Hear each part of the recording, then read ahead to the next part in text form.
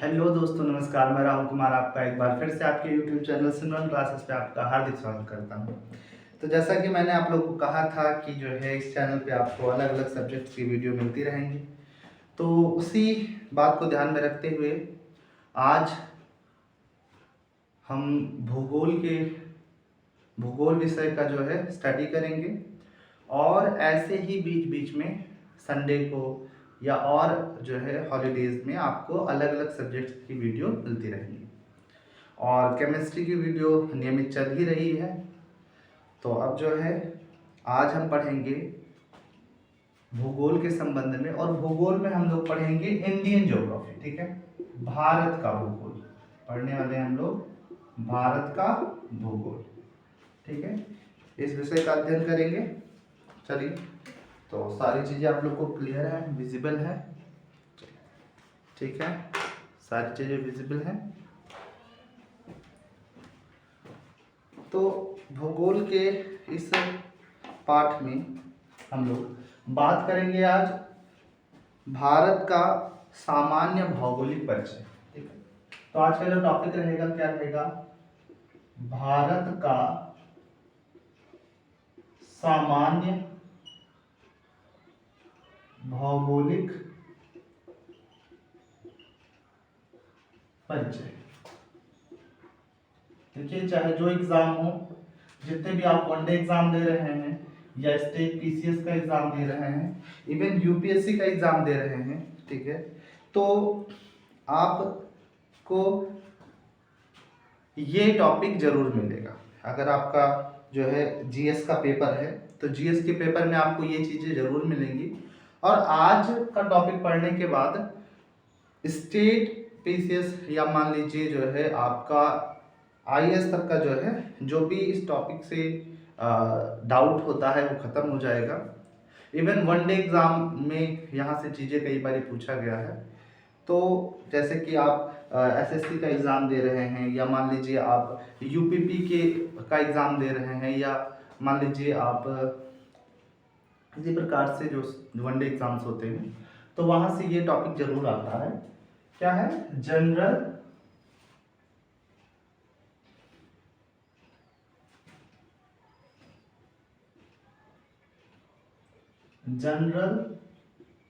Geographical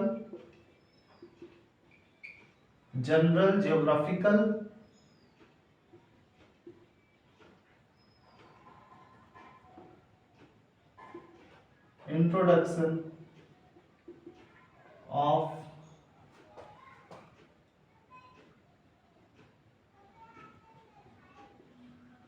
India. ठीक है ना, भौगोलिक परिचय के बारे में पूरा बात आज करेंगे। ठीक है, बस सभी लोग जो है बने रहिएगा चैनल के साथ में। ठीक है, सभी लोग सेशन को लाइक कर दीजिए, चैनल को सब्सक्राइब कर दीजिए और वीडियो को लाइक जरूर करिएगा। ठीक है, ताकि हमें भी मोटिवेशन मिलता रहे आपके लिए अच्छे अच्छे वीडियोज़ लाने का। तो जो लोग अभी चैनल से नहीं जुड़े हैं या जो नहीं जुड़े हैं वो तो पहली बार चैनल से जुड़े, और जो बच्चे नए हैं वो चैनल को सब्सक्राइब जरूर कर लेंगे, और कमेंट में अपना नाम और अपना एड्रेस ज़रूर लिख के कमेंट करेंगे, ताकि पता चले कौन कौन बच्चा कहाँ कहाँ से वीडियो देख रहा है। तो चलिए, ज़्यादा बात ना करते हुए सीधा अपना टॉपिक शुरू करते हैं। भारत का सामान्य भौगोलिक परिचय। देखिए, जब आप इंडियन ज्योग्राफी पढ़ रहे हैं, तो पहले बेसिक अंडरस्टैंडिंग डेवलप करिए कि भारत का सामान्य भौगोलिक परिचय मतलब कहीं ना कहीं भूगोल से जुड़ा हुआ टर्म है। तो सबसे पहले समझते हैं भूगोल क्या चीज है। ठीक है ना, तो भूगोल जो शब्द है, अलग अलग प्रकार से जो है, जो भूगोलविद हैं अलग अलग परिभाषा दिए हैं भूगोल के परिप्रेक्ष्य में।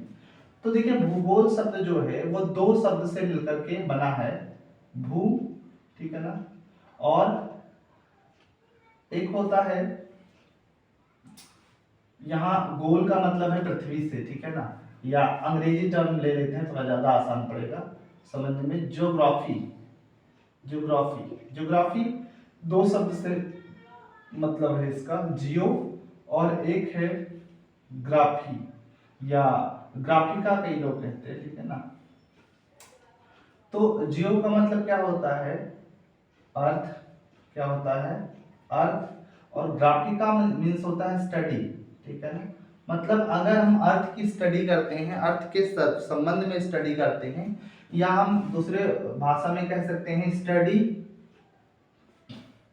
About earth, study about earth. तो अगर हम अर्थ के बारे में स्टडी करते हैं, उसी विषय को हम क्या कहते हैं, भूगोल कहते हैं। जहां हम पृथ्वी के बारे में, पृथ्वी से संबंधित अध्ययन करते हैं, उसी को क्या कहा जाएगा, यहाँ भूगोल कहा जाएगा। ठीक है, चलिए इंक डाल लिया जाता है, थोड़ा मार्कर में इंक खत्म हो गया है। तो बात समझ में आ गया। हम किसकी यहाँ पे क्या अध्ययन करेंगे, यहाँ पे भी हम जो है स्टडी करने वाले हैं, स्टडी अबाउट अर्थ। ठीक है ना, चलिए स्टडी अबाउट अर्थ। बस 2 मिनट पेशेंस रखेंगे, इंक डाल दिया जाए।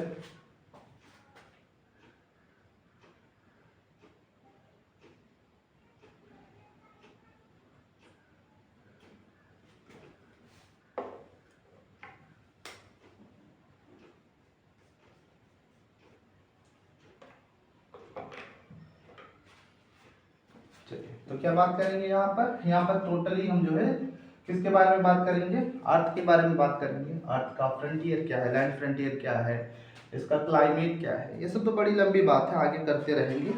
आज का जो हमारा टॉपिक ये है, जनरल इंट्रोडक्शन देना है, और वह किसके बारे में, अर्थ जो है इंडियन ज्योग्राफी के बारे में। अगर ज्योग्राफी को पढ़ने के दृष्टिकोण से हमने कई तरह से बांटा, जैसे कि स्टडी के लिए जो है हमने इसको कई तरह से बांटते हैं। जैसे मान लीजिए भौतिक भूगोल है ना, कई सारे इसके पार्ट हैं। भौतिक भूगोल, भारतीय भूगोल या भारत का भूगोल, भारत का भूगोल, जैसे विश्व भूगोल, विश्व भूगोल, जैसे कि पर्यावरण भूगोल, जैसे कि पर्यावरण भूगोल, जैसे कि जनसंख्या भूगोल। तो ऐसे हमने जो है कई तरह से इसको बांट दिया, अपनी स्टडी के लिए, पढ़ने की सहूलियत के हिसाब से इसको कई भागों में बांटा गया है ना। तो ये कुछ इसके डिवीजन रहे हैं। बट आज जो हमारा अभी जो हम टोटल डिस्कशन करेंगे इस पे करेंगे, और सभी से हमें नहीं, वैसे शुरू तो यहाँ से करा जाता है, पहले हमें पता होना चाहिए बेसिक पैरामीटर्स वगैरह। बट कोई बात नहीं, हम यहाँ से पढ़ेंगे, और इसको पढ़ने के बाद में जो है हम इसको पढ़ेंगे, फिर आगे चीजों का अध्ययन करेंगे। चलिए तो शुरू करते हैं। Hello, my name is Rahul Kumar and आप पढ़ रहे हैं ज्योग्राफी। ठीक है, शुद्ध ज्योग्राफी कह सकते हैं ना, स्पेशल सब्जेक्ट हो जाता है। मतलब सारे सब्जेक्ट स्पेशल हैं, बट जो है किसी किसी की खास पसंद होती है। तो चलिए इसमें जो है, जो सबसे पहले हम बात करेंगे भारत का या भारतीय उपमहाद्वीप का नामकरण। ठीक है ना, सबसे पहला जो हमारा टॉपिक होगा वो होगा भारत का नामकरण। यानी जो भारत है उसका नामकरण कितने सेगमेंट्स में हुआ है। और जानते हैं आप जो है इंडियन सब कॉन्टिनेंट को अलग अलग नाम से जाना जाता है, तो उसके नाम के परिप्रेक्ष्य में हम जो है कुछ बातें करेंगे। जैसे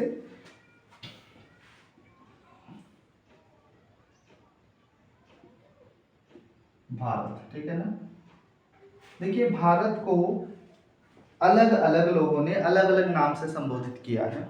अगर देखा जाए कि भारत जो हमारा सबसे पहली तो बात है कि जो भारतीय सभ्यता है, ठीक है, सबसे पहले हम क्या बात कर सकते हैं, भारतीय सभ्यता जो है, इंडियन कल्चर है, वह संस्कृति, भारतीय सभ्यता व संस्कृति की जो जनक है या कि जननी जो है, ठीक है, जननी जो है ये कौन है, तो भारतीय सभ्यता व संस्कृति की जननी सिंधु घाटी सभ्यता को मानते हैं। किसको मानते हैं, सिंधु घाटी सभ्यता को। सब माना जाता है कि जो इंडियन कल्चर है, ठीक है, वो कहाँ से जो है उत्पन्न हुआ है, सिंधु घाटी की सभ्यता से, वो इंडस वैली सिविलाइजेशन से हुआ है। और उसी के बाद क्या हुआ, भारत जो भारतीय उपमहाद्वीप है, ठीक है, यानी जो भारत का हिस्सा है, ठीक है, उस पे लोगों ने अपना रहन सहन इत्यादि शुरू किया उसी टाइम पीरियड से। और इसके बाद में जो है अलग अलग जो है भागों से भारत पे लोग माइग्रेट करते आते गए, ठीक है ना। इस बात को हम यहाँ पे समझते हैं। अब उसके बाद में देखा गया कि जो है यहाँ पर अगर हम हिस्ट्री की तरफ थोड़ा मूव करते हैं तो भारतीय सिंधु घाटी सभ्यता में ही एक जो है कह सकते हैं व्यक्ति समूह रहता था, जो जिनको क्या कहा जाता, आर्य कहा जाता था। क्या कहा जाता था? आर्य, ठीक है। तो जो ये हमारा क्या बोलते हैं, सबसे पहले जो भारतीय उपमहाद्वीप है, ठीक है, ये वैदिक आर्यों का एक जो है स्थान भी था, ठीक है ना। यानी जो है जो सिंधु घाटी है, ठीक है, क्या चीज है, जो सिंधु घाटी है, यही सिंधु घाटी पर कौन रहा करते थे, जो वैदिक आर्य रहा करते थे, वैदिक आर्य, ठीक है ना, वैदिक आर्य। एक बात स्पष्ट आपको बता दूं, यहाँ पे जो आर्य शब्द का अर्थ है, ठीक है, कई लोग इसको ब्राह्मण से जो है ब्राह्मण से इसको रिलेट करते हैं, ये सही नहीं है, ठीक है। देखिए हम सभी यूथ को सही जानकारी और सही तरह से जो है चीजों को हमारे सामने आना जरूरी है, अदरवाइज हम जो है इन्फ्लुएंस हो जाते हैं। तो वैदिक आर्य, यहाँ आर्य शब्द का मतलब श्रेष्ठ लोगों से होता था। आर्य शब्द का जो शाब्दिक अर्थ है वो श्रेष्ठ लोग थे। तो जो वैदिक आर्य थे उनका जो स्थान था वो सिंधु घाटी था, और यही लोग जो है धीरे धीरे अपने कल्चर्स को आगे बढ़ाते गए, और जो है बाद में अलग अलग तरह की सभ्यताएं जो है उत्पन्न हुई। इतिहास में उस बात का हम अध्ययन करते हैं। तो यहाँ पे क्या हुआ कि वैदिक आर्य के जो है बाद यहाँ पे जो है यहाँ पर भारत का जो पहला या नाम कह सकते हैं वो जो है पड़ा ब्रह्मवर्त, ठीक है ना। जो वैदिक आर्यों द्वारा नाम दिया गया ब्रह्मवर्त या आर्यवर्त, ठीक है ना। ये दो नाम सबसे पहले भारत को दिए गए, ब्रह्मवर्त और आर्यवर्त, ठीक है। बाद में इसको यहां से आगे हमें जो पंचजन होते थे, ठीक है, पंचजनों में सबसे जो शक्तिशाली जन थे भरत। सब पंचजनों में सबसे शक्तिशाली भरत को जन कौन थे, यहां लिख देते हैं। पंच जनों में, जन का मतलब है ट्राइब्स होता था, में सर्वाधिक शक्तिशाली जन कौन थे, ये भरत थे। और इन्हीं के नाम पे इस कॉन्टिनेंट का नाम क्या पड़ गया था, भारतवर्ष। क्या पड़ गया था, भारतवर्ष। ऐसा भी जो है अलग अलग किताबों में उल्लेख मिलता है, ठीक है। तो पहला नाम क्या हो गया, ब्रह्मवर्त, दूसरा क्या हो गया, आर्यावर्त, तीसरा नाम हो गया भारतवर्ष, ठीक है ना। तो यहाँ पे देखा गया, और ये जो 5 जनों का जो उल्लेख मिलता है हमें, 5 जनों का उल्लेख ये वायु पुराण में मिलता है। कहाँ मिलता है, वायु पुराण में इसका उल्लेख मिलता है। 5 जनों का जो उल्लेख है, और उसमें सर्वाधिक जो शक्तिशाली थे भरत, इनका जो उल्लेख मिलता है वायु पुराण में मिलता है। उसके अनुसार इस सब कंटिनेंट का नाम भारतवर्ष था। इसी प्रकार से जो ईरानी थे, जो ईरान से लोग आते थे, ठीक है, कहां से आते थे, ईरान से, ठीक है ना, जो पारसी हुआ करते थे, उनके द्वारा इस जो कंटिनेंट है, इस कंटिनेंट का नाम क्या पड़ा था, इस कंटिनेंट का नाम इंडिया पड़ा था, ठीक है। उसके पहले जो फारसी थे उनके द्वारा हिंदुस्तान, तो यहाँ पे लिख दे रहे हैं, जो पारसी थे, ठीक है, जो पारसी थे उनके द्वारा इसका नाम क्या पड़ा था, इंडिया। इस कंटिनेंट का नाम क्या पड़ा था, इंडिया, और जो पारसी है ना, पारसियों के नाम से क्या पड़ा था, इंडिया पड़ा था। और इसी प्रकार से, या ईरानियों कह सकते हैं, और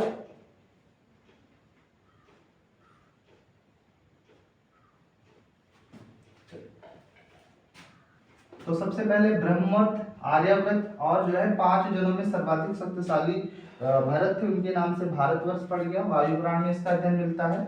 और जो रोमवासी थे, यहाँ पे लिख लीजिएगा करेक्ट करके, जो रोम थे, रोमवासी थे, यानी जो रोम के लोग थे, उनके द्वारा इंडिया पड़ा था। और जो ईरानी थे, जो ईरानी थे, उनके द्वारा क्या नाम पड़ा था, उनके द्वारा नाम पड़ा था यहाँ पे हिंदुस्तान, हिंदुस्तान। तो ये अलग अलग जो नाम थे वो भारत के मिले, नोट कर लीजिएगा। ब्रह्मवर्त, आर्यव्रत। और बौद्ध काल में देखा जाए तो बौद्ध काल में इस देश का जो नाम था, इस कंटिनेंट का नाम जो था वो जम्बू द्वीप था, जम्बू द्वीप था। ठीक है, अलग अलग नाम से जाना गया। और बौद्ध काल में क्या रखा गया इसका नाम, इसका नाम जो है जम्बू द्वीप के नाम से जो है फेमस था। तो जो है अब यहाँ पे कई सारे क्वेश्चन आपको मिलेंगे। जैसे सर्वप्रथम जो है हिंदुस्तान की संज्ञा भारत को किसने दी थी, तो सर्वप्रथम जो है ईरानियों ने या पारसियों ने जो है इस कंटिनेंट को किसका नाम दिया था, हिंदुस्तान का नाम दिया। या बौद्ध काल में जो है किस नाम से, जो इंडियन सब कंटिनेंट है किस नाम से फेमस था, जम्बूद्वीप। ठीक है, सबसे पहले क्या नाम पड़ा, ब्रह्मवर्त या आर्यव्रत पड़ा। ठीक है, और जो है 5 जनों का उल्लेख कहाँ से मिलता है, तो ये ध्यान रखिएगा वायु पुराण से मिलता है। ठीक है, कहाँ से उल्लेख मिलता है, वायु पुराण से। नोट कर लीजिए फटाफट, इसको नोट कर लीजिए।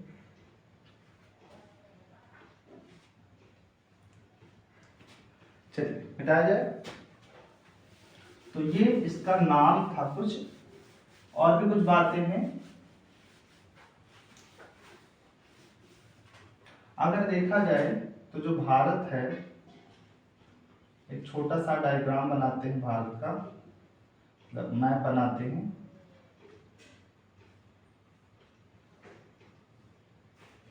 देखिए, ऐसे स्टडी के लिए आपको बेसिक मैप बनाना आना चाहिए। बहुत ज़्यादा कला का प्रदर्शन नहीं करना है, बट एक बेसिक आइडिया मैप के संदर्भ में आपके पास होना चाहिए। ठीक है, एक बेसिक मैप आपको बनाना आना चाहिए जैसे, ठीक है ना।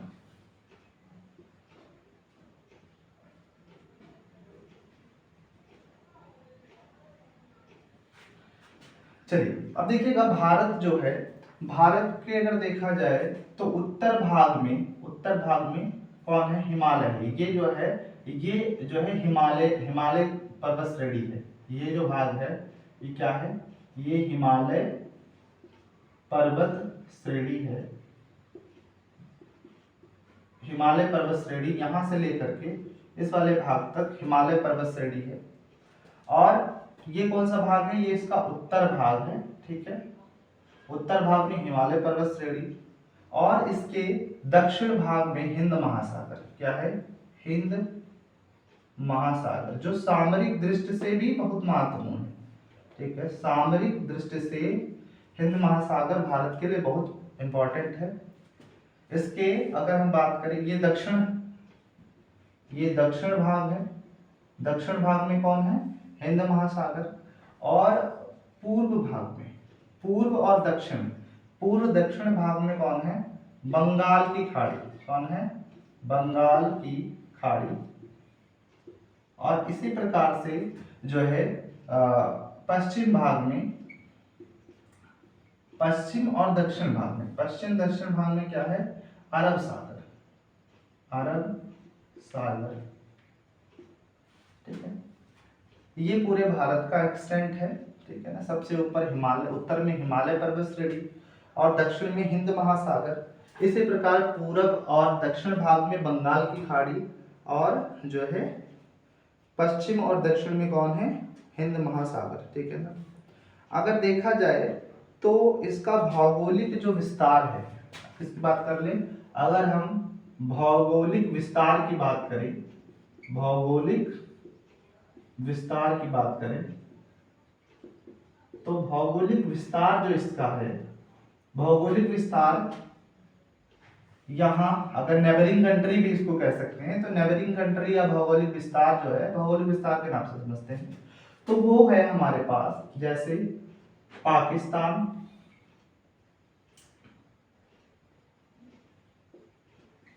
पाकिस्तान,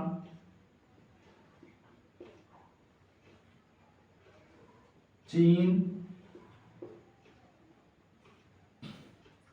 नेपाल,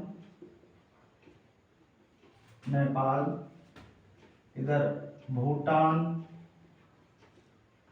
भूटान, म्यांमार, ठीक है, इसका पहले नाम वर्मा था, ठीक है ना। इस तरह से थोड़ा सा छूता हुआ भाग अफगानिस्तान भी है, ठीक है ना, अफगानिस्तान, ठीक है। और कौन कौन से भाग हैं, बस यही सब भाग हैं, ठीक है। पाकिस्तान, नेपाल, भूटान, म्यांमार, हाँ बांग्लादेश, कौन है, बांग्लादेश, ठीक है ना। ये कुछ बेसिक्स इसके जो है भौगोलिक विस्तार है, ठीक है। भौगोलिक विस्तार में ये सब आते हैं। हालांकि यहाँ से चीन जो है डायरेक्ट संपर्क में नहीं रह जाता है, तो चीन को इस श्रेणी से हटा देंगे, ठीक है। और हमारे पास 2 तो 4 1 5 अफगानिस्तान को भी हटा देते हैं, ठीक है। तो हमारे जो भौगोलिक विस्तार की कैटेगरी में कौन कौन आता है, पाकिस्तान, नेपाल, भूटान और म्यांमार, बांग्लादेश, ठीक है। ये 5 देश जो है इसके भौगोलिक विस्तार, ठीक है। और एक पड़ोसी भी हैं। अगर देखा जाए, अगर इसी में, ठीक है, हम जो है इस वाले हिस्से को देखो, यहाँ पे जो है ये हिस्सा, ठीक है, इसी प्रकार से अंडमान निकोबार द्वीप समूह है, ये हिस्सा क्या है, अंडमान निकोबार द्वीप समूह, निकोबार द्वीप समूह, ये द्वीप का एक समूह है। और जो है इधर क्या है, मालदीव है, ठीक है, मालदीव यहाँ पे है, ठीक है ना, मालदीव। तो इसी प्रकार से अगर देखा जाए तो जो है यहाँ अगर हम श्रीलंका, ठीक है ना, अगर यहाँ पे पास में जुड़ा हुआ एरिया श्रीलंका ये है, अगर श्रीलंका को भी शामिल कर लिया जाए, मालदीव को और इन सबको शामिल कर लिया जाए, तो ये दक्षिण एशिया कहलाता है, ठीक है। अगर भौगोलिक विस्तार में जो 5 देश हैं, ठीक है, कौन, भौगोलिक विस्तार, नोट करते चलिएगा सभी लोग, भौगोलिक विस्तार, और प्लस अगर हम मालदीव, मालदीव और प्लस श्रीलंका, इन सबको शामिल कर लें, तो इन सबको शामिल करने पर ये दक्षिण एशिया के नाम से जाना जाएगा। किसके नाम से, दक्षिण एशिया। तो कई नाम होंगे इसके, अभी थोड़ी देर पहले हमने 3-4 नाम पढ़े, इंडिया इत्यादि, और जो है ये नाम हो गया, ठीक है। तो इसको दक्षिण एशिया के नाम से जाना जाएगा। नोट कर लीजिए सभी लोग, फटाफट नोट कर लेंगे, सारी चीजें विजिबल हैं, क्लियर हैं सारी चीजें, दिख रहा है। चलिए, नोट हो गया।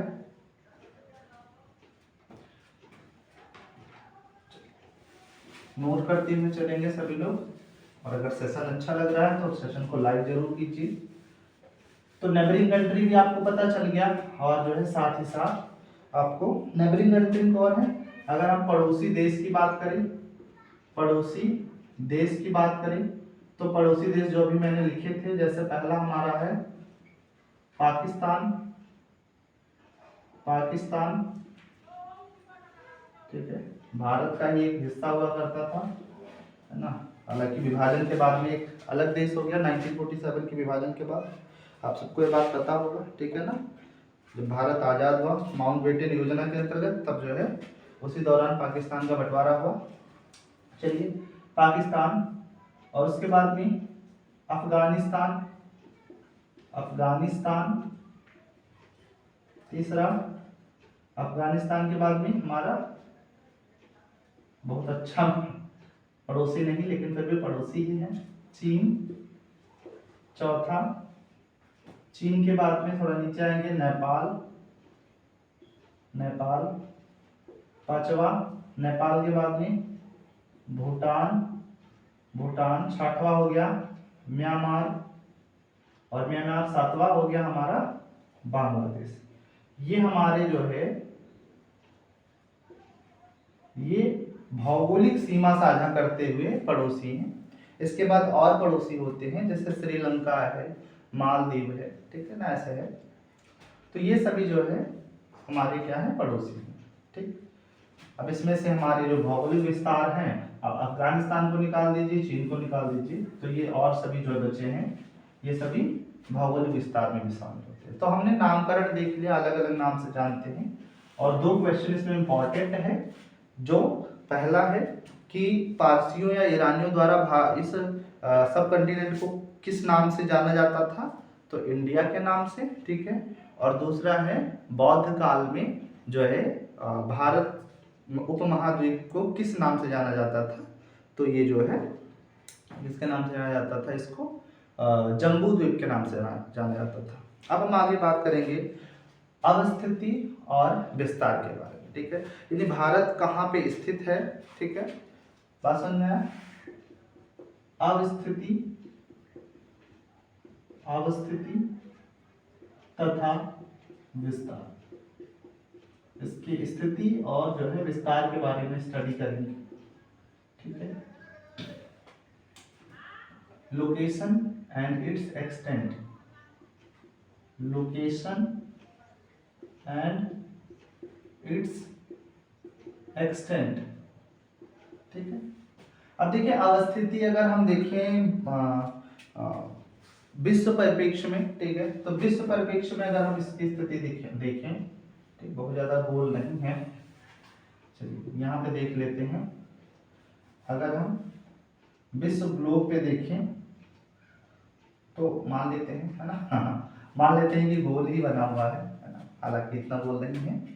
तो अगर देखा जाए तो ये अगर ग्लोब है तो ग्लोब पर एक काल्पनिक रेखा खींची गई है ऐसे 0 डिग्री, ठीक है, और इसको हम क्या बोलते हैं, भूमध्य रेखा। क्या बोलते हैं, भूमध्य रेखा, भूमध्य रेखा, ठीक है।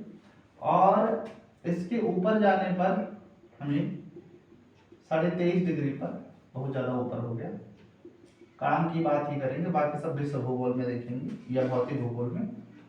अगर हम 23.5 डिग्री नॉर्थ की यहाँ जाए तो एक रेखा मिलती है कर्क रेखा, एक रेखा मिलती है कर्क रेखा, और अगर यहाँ जाए, ठीक है, 23.5 डिग्री साउथ जाए तो एक रेखा मिलती है मकर रेखा, ठीक है। अच्छा, जब 0 डिग्री हम खींचते हैं तो इसी प्रकार से पूरा जो पूरा ग्लोब है वो दो भागों में बट जाता है, एक उत्तरी गोलार्ध और एक दक्षिणी गोलार्ध। जो ये वाला भाग है ये क्या कहलाता है, ये उत्तरी गोलार्ध कहलाता है, उत्तरी गोलार्ध कहलाता है। और जब इधर जाते हैं तो जो ये वाला भाग है ये क्या कहलाता है, दक्षिणी, दक्षिणी गोलार्ध कहलाता है, दक्षिणी गोलार्ध कहलाता है, ठीक। दो भाग उत्तरी गोलार्ध और दक्षिणी गोलार्ध। इसी प्रकार से यहाँ जब 0 डिग्री देशांतर खींचते हैं, थोड़ा इधर हो गया, जब 0 डिग्री देशांतर खींचते हैं तो फिर अर्थ दो भागों में बढ़ जाता है। इधर वाले भाग को, जो इधर वाला भाग है, इसको बोलते हैं पश्चिमी गोलार्ध। क्या बोलते हैं, पश्चिमी गोलार्ध। और जब इधर वाला जो हिस्सा होता है इसको बोलते हैं पूर्वी गोलार्ध, पूर्वी गोलार्ध। अब बात करते हैं कि जो अर्थ है, अर्थ कहाँ पर, सॉरी अर्थ नहीं, इंडिया जो है, इंडिया इस ग्लोब पर कहाँ होता है। तो देखा जाए तो इंडिया हमारे पास इस ग्लोब पर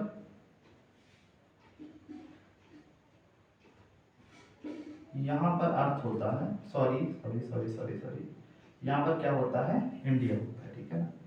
थोड़ा और नीचे बनाते हैं, कोई बात नहीं। यहाँ पर हमारा इंडिया है, ठीक है। तो अगर देखा जाए कि हमारा भारत जो है वो पूरे विश्व परिप्रेक्ष्य में तो एक पूर्वी, ठीक है ना, पूर्वी गोलार्ध और उत्तरी गोलार्ध, मैंने गलत लिख दिया, सॉरी सॉरी सॉरी। यहाँ पर जो है क्या है, उत्तरी गोलार्ध इसको बोलेंगे और इसको क्या बोलेंगे, दक्षिणी गोलार्ध, ठीक है ना। ऊपर वाले पार्ट को उत्तरी गोलार्ध, नीचे वाले को दक्षिणी। तो जो हमारा भारत है, ये भारत उत्तर पूर्वी गोलार्ध में, कौन से गोलार्ध में है, उत्तर पूर्वी गोलार्ध में है, इस बात को भी जानिए। तो अगर देखा जाए पूरे ग्लोब पर, तो जो अर्थ है, सॉरी, जो भारत है वो कहाँ पे है, भारत उत्तर पूर्वी गोलार्ध पे है। चलिए, ऐसे गोला वो साफ नहीं है, चलिए जैसा भी है मैनेज करिए, ठीक है ना, इस तरह से। तो ये पूरे जो है ग्लोब पर भारत की अवस्थिति हो गई। चलिए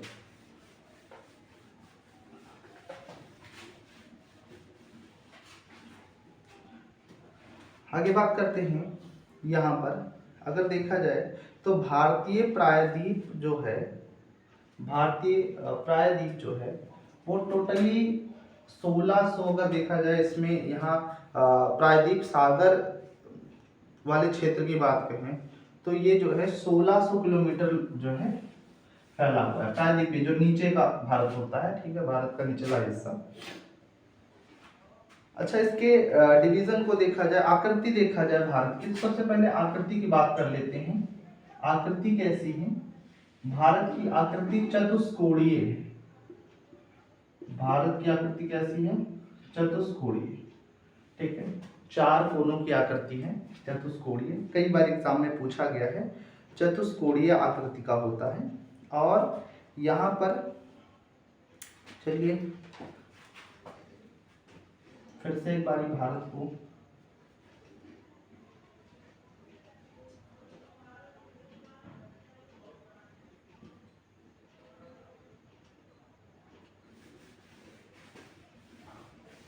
फिर से जो है कला का सुंदर प्रदर्शन करते हुए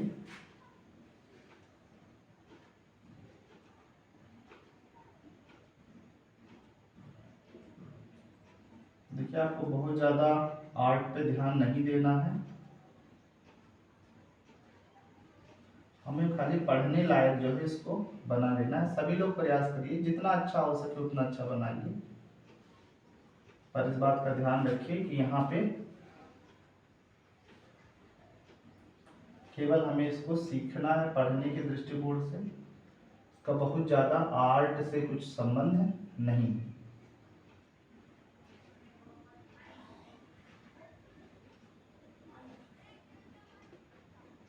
चलिए, आई होप ये जो है बन गया होगा, थोड़ा वो देखने लायक, लेट्स चेक। चलिए ठीक है, तो ये जो है भारत, ठीक है। अब इसकी अवस्थिति देखते हैं। तो हमने पहली बात यहाँ पे चेक कर ली है कि भारत की स्थिति कहाँ है, उत्तरी पूर्वी गोलार्ध में है। अब थोड़ा और इसके बारे में जानते हैं कि क्या इसकी जो है अवस्थिति है। तो देखिए, ये जो है दक्षिणी एशिया, ठीक है ना, जो एशिया कंटिनेंट है भाई, भारत पे सॉरी पूरे विश्व में जो है कुल 7 उपमहाद्वीप 7 महाद्वीप है, जिसमें एक महाद्वीप है एशिया। तो इसकी जो अवस्थिति है, सबसे पहला नंबर है कि ये दक्षिणी एशिया का हिस्सा है, दक्षिणी एशिया का हिस्सा है।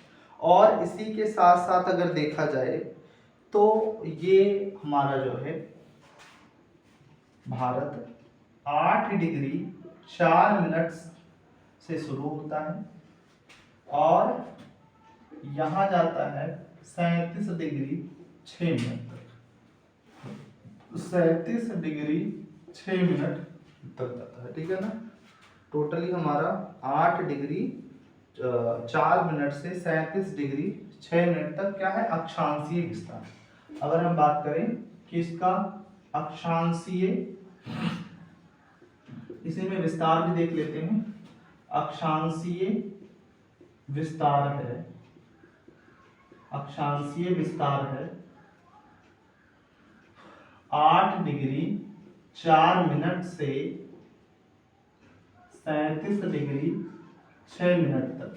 ठीक है, 8 डिग्री 4 मिनट से 37 डिग्री 6 मिनट तक। ठीक है, और इसी प्रकार से देशांतरीय जो विस्तार है, ठीक है, देशांतरीय विस्तार अगर देखा जाए यहाँ से, तो यहाँ 68 डिग्री 7 मिनट से लेकर के यहाँ तक ये जो है ये 97 डिग्री 25 मिनट तक है। इसको देशांतरीय विस्तार कहते हैं, देशांतरीय विस्तार कहेंगे। ठीक है ना, देशांतरीय विस्तार हमारे पास है 68 डिग्री 7 मिनट से 97 डिग्री 25 मिनट तक। ठीक है ना, ये विस्तार रहा। तो दो तरह से विस्तार हमने देखा, एक हमने देखा अक्षांशीय विस्तार और दूसरा हमने देखा देशांतरीय विस्तार। ठीक है ना, चलिए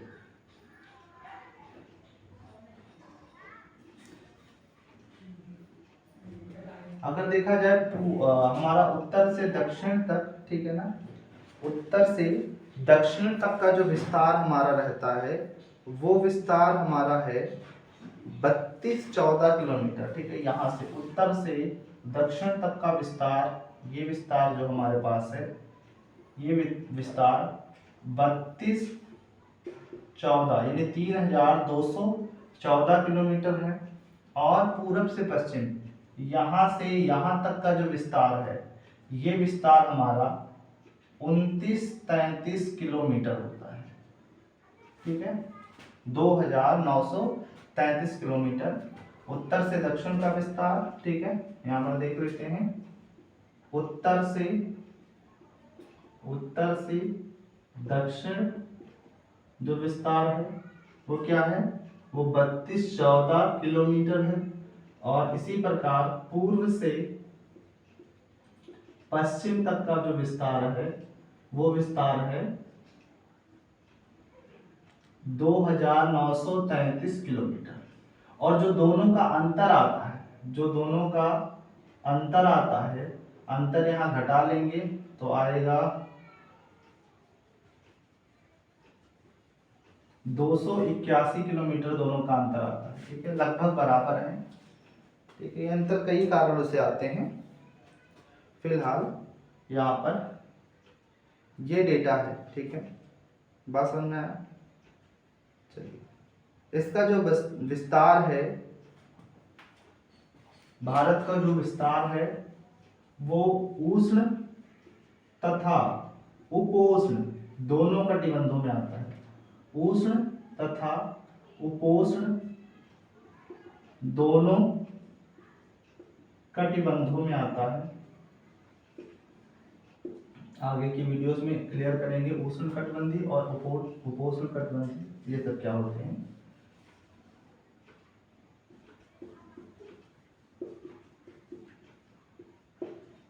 चलिए, ये बातें रही।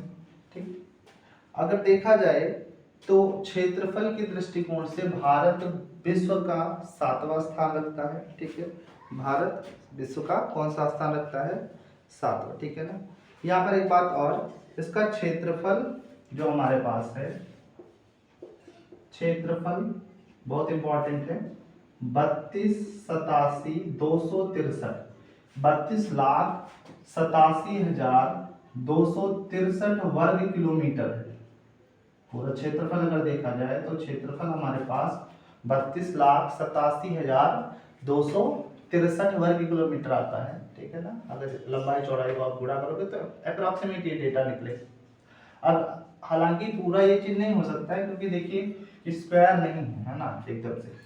फिलहाल तो हमारा जो उत्तर से दक्षिण तक का विस्तार है 32-14 यानी 3214 किलोमीटर, और जो हमारा पूरब से पश्चिम का विस्तार है 2933 है, ठीक है ना।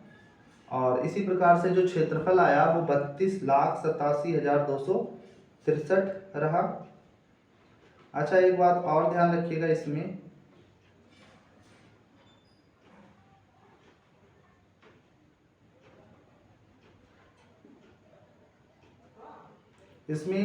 जो है भारत के मैप में ये वाला जो हिस्सा है, इस वाले हिस्से में और यहाँ कुछ थोड़ा सा हिस्सा, ये जो दो हिस्से हैं ये गैर कानूनी ढंग से कब्जे किए वाले एरियाज हैं। जैसे ये वाला एरिया पीओके हो जाता है, इधर वाला एलओसी हो जाता है, ये सारी चीजें। तो जो है ये भी हिस्से शामिल होते हैं भारत के मैप में भाई। ये हम मानते हैं कि ये चीज़ हमारा है, ठीक है, और हम इसको दृढ़ता से मानते हैं कि हमारा है। आज नहीं तो कल हमारा हो ही जाएगा, ठीक है। जैसे कश्मीर से कश्मीर 370 के बाद में अब हो गया। आपको पता होगा, आपने जब थोड़ा सा इतिहास पढ़ा होगा तो उसमें देखा होगा कि कैसे जो है कश्मीर में जो है रणवीर संहिता जो है लागू हुई। इसका इतिहास अलग है ना, यहाँ से इस टॉपिक से रिलेवेंट नहीं है। कभी अगर वीडियो बनेगी इसके बारे में तो बनाया जाएगा, क्या हिस्ट्री रही है ना, जो तमाम क्या बोलते हैं रियासतें थी उनका विलय होने का, तो उस बारे में जो है आगे वीडियो बनेगी अगर आप लोग इच्छा व्यक्त करेंगे तो। फिलहाल यहाँ पे अक्षांशीय विस्तार 8 डिग्री 4 मिनट रहा से लेकर के 37.6 रहा, और देशांतरीय विस्तार 68 डिग्री 7 मिनट से 97 डिग्री 25 मिनट रहा। उत्तर से दक्षिण तक 3,214 किलोमीटर, पूर्व से पश्चिम 2,933 किलोमीटर, अंतर क्या आता है 281, और उष्ण तथा उपोष्ण दोनों कटिबंध में पाया जाता है, यानी जो है 0 डिग्री के बहुत पास ही है। देखो यहाँ से। अच्छा, इसका अगर हम देखते हैं, यहाँ से थोड़ा आगे आते हैं, यहाँ मतलब इसके लगभग बराबर ही है। अगर अंडमान निकोबार द्वीप समूह से लेते हैं यहाँ से, तो यहाँ से हमारे पास जो आता है वो आता है 6 डिग्री 4-5 मिनट, ठीक है ना, उत्तर दिशा में। भाई भूमध्य अगर हम यहाँ 0 डिग्री के देखें तो उत्तर में ही ये सारे विस्तार हैं, ठीक है ना, सारे विस्तार उत्तर में ही है। अगर उत्तर ये विस्तरित है, पूरा विस्तरित है, तो ऐसे मानते हैं, ठीक है, कि 6 डिग्री 4 पॉइंट नॉर्थ से लेकर के 73 डिग्री 6 मिनट नॉर्थ में है। ये यहाँ भी नॉर्थ हम लिख सकते हैं, यहाँ ईस्ट लिख सकते हैं, यहाँ भी ईस्ट लिख सकते हैं, क्योंकि 0 डिग्री के परिप्रेक्ष्य में देखा जाए तो उत्तर पूर्वी गोलार्ध में ही है। चलिए, अगर देखा जाए जो है northern most point, southern most point के बारे में देखा जाए तो जो है सबसे उत्तरी बिंदु हम देखते हैं, यहाँ पर सबसे उत्तरी बिंदु तो हमारे पास मिलता है इंदिरा कॉल।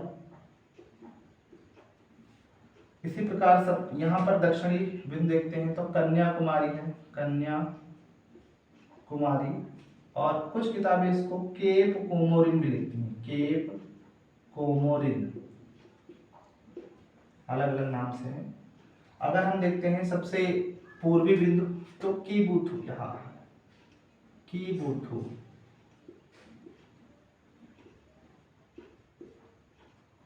ठीक है। और यहाँ पर देखते हैं तो सबसे जो है कह सकते हैं पश्चिमी बिंदु भारत का वो है गुहार मोती। यहाँ पे लिख देते हैं कि सबसे उत्तरी बिंदु सबसे उत्तरी बिंदु जो है वो है इंदिरा कॉल, और सबसे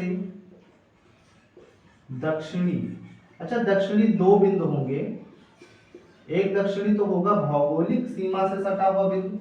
तो अगर हम बात करें भौगोलिक सीमा से सटा हुआ बिंदु तो वो हमारा है कन्याकुमारी में केप कोमोरिन। कौन सा है? Cape Comorin.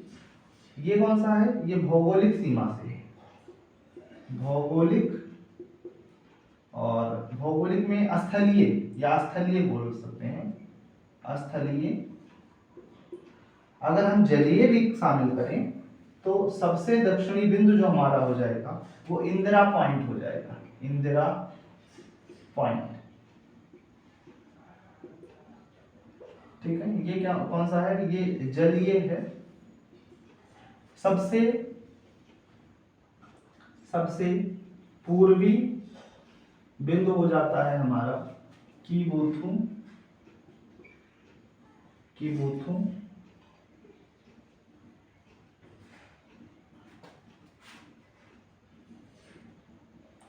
और सबसे पश्चिमी बिंदु जो हो जाता है वो हो जाता है गुहार मोती। क्या हो जाता है, गुहार मोती, है ना। देखिएगा, ये बात स्पष्ट कर लीजिएगा, गुहार मोती होता है। कई किताबों में जो है या कई टीचर्स इसको गौर मता भी बोलते हैं, है ना। कई किताबें इसको सरगरी भी बोलती हैं, बट ये ऑथेंटिक है। अगर आपको ऑप्शन में गुहार मोती और गौर मता या अन्य शब्द मिलते हैं तो आप गुहार मोती ही लगाएंगे। तो ये जो है कुछ इसका एक्सटेंट हो जाता है, ठीक है ना। अगर देखा जाए तो यहां से देखा जाए, भारत अगर क्षेत्रफल की दृष्टिकोण से विश्व में 7वां स्थान रखता है, ठीक है ना, 7वां स्थान। ठीक, तो जो प्रथम स्थान है क्षेत्रफल की दृष्टि अगर देखी जाए या दृष्टि से, जो प्रथम स्थान है वो किसका है, रूस का है, दूसरा कनाडा का है, तीसरा यूएसए, है ना, यूनियन स्टेट ऑफ अमेरिका, और जो चौथा है चीन, चौथा किसका है, चीन, पांचवा हिस्सा किसका है, ब्राजील, और छठवा क्रम है ऑस्ट्रेलिया, और सातवां किसका है, सातवां है भारत। ठीक है ना। ये क्षेत्रफल की दृष्टि से जो सबसे बड़े देश हैं, ठीक है, रूस है, आपका कनाडा है, ठीक है ना। अगर इसका देखे जाए जो है क्षेत्रफल, ठीक, तो क्षेत्रफल हमारा है 170.75 लाख वर्ग किलोमीटर। ये जो है क्षेत्रफल जो है लाख वर्ग किलोमीटर में है, ठीक है, यहाँ से। उसके बाद में हमारा जो ये है 99.84, अगर यूएसए देखा जाए तो यूएसए का क्षेत्रफल 98 समथिंग है, ये 95 समथिंग है, ठीक है ना। ब्राजील का देखा जाए तो 85 समथिंग है, और ऑस्ट्रेलिया का देखा जाए तो 75 के समथिंग है, ठीक है ना, 75 या नियर अबाउट जो है 76 के समथिंग है। और भारत का क्षेत्रफल आपने तो देखा ही 32,87,263 वर्ग किलोमीटर है, ठीक है ना। तो ये जो है क्षेत्रफल की दृष्टिकोण से जो है 7 बड़े देश हैं, ठीक है ना। और देखा जाए जनसंख्या के दृष्टिकोण से, तो अभी तक की जो कैलकुलेशंस थी, जो डेटा था, उसके अनुसार तो क्षेत्रफल की दृष्टिकोण से जनसंख्या के दृष्टिकोण से सबसे बड़ा जो देश है वो चीन है ना। पहले नंबर पे ये है वहां से, और दूसरे नंबर पर भारत है अपना, जो कि अच्छी बात नहीं है फिलहाल। बात समझ में आया, ठीक है। चलिए अब देखिए इंपॉर्टेंट लाइन भी पढ़ते चलते हैं। अभी देखिए, भारत के मध्य से एक रेखा गुजरती है जिसको हम क्या बोलते हैं, कर्क रेखा बोलते हैं। क्या बोलते हैं, कर्क रेखा। और ये भारत के 8 राज्यों से होकर के गुजरती है। कर्क रेखा भारत के 8 राज्यों से होकर के गुजरती है, और वो राज्य हैं, ध्यान रखिएगा, याद रखने का ट्रिक है, मित्र, पर, गमछा, झार, है ना। ये ट्रिक है याद रखने का, मित्र, पर, गमछा, झार। मी से हो जाएगा मिजोरम, त्रि से हो जाएगा, त्र से त्रिपुरा, प से पश्चिम बंगाल, र से हो जाएगा राजस्थान, और ग से हो जाएगा गुजरात, म से हो जाएगा मध्य प्रदेश, छ से हो जाएगा छत्तीसगढ़, और झार से हो जाएगा झारखंड। तो ये जो है ये जो 8 राज्य हैं, यहाँ से कर्क रेखा होकर गुजरती है, जो कि भारत के बीचों बीच से होकर जाती है ऐसे, ठीक है ना। इस प्रकार से 23.5 डिग्री नॉर्थ पे जाती है। और एक और रेखा है, 2 इंपॉर्टेंट रेखा है। एक भारत की मानक समय रेखा ऐसे जो क्रॉस करती है 82 डिग्री 5 मिनट या 82.5 डिग्री पर जो है देशांतरीय रेखा है, इसको मानक समय रेखा कहते हैं। तो यहाँ देख लेते हैं, जो मानक समय रेखा है वो भारत के किन किन राज्यों से होकर जाती है। तो भारत मानक समय रेखा भारत के 5 राज्यों से होकर जाती है। इसका ट्रिक है MOUCA, इसको मौसा पढ़ लीजिए, है ना। तो मौसा जी बताएंगे हमको कि कैसे जाती है। तो यम से हमारा जो हो जाएगा, यम से हो जाएगा मध्य प्रदेश। क्या हो जाएगा? मध्य प्रदेश। ओ से हो जाएगा ओडिशा। क्या हो जाएगा? ओडिशा।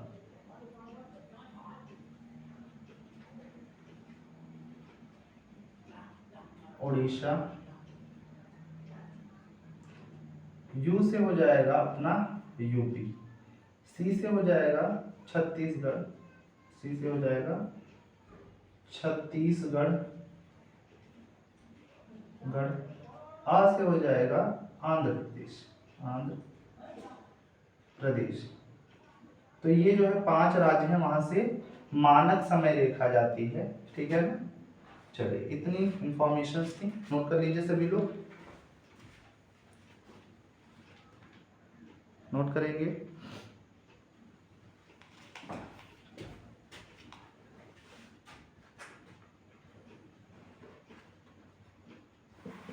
फटाफट नोट कर लेंगे, बिना टाइम वेस्ट किए नोट करेंगे जल्दी से।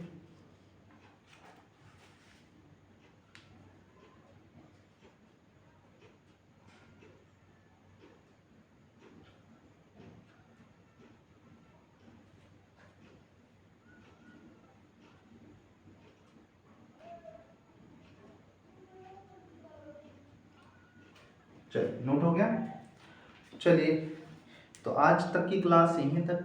अभी और भी बातें इसमें शेष हैं, अवस्थिति तथा विस्तार या भौगोलिक परिचय के संबंध में, जो कि हम पढ़ेंगे नेक्स्ट वीडियो में।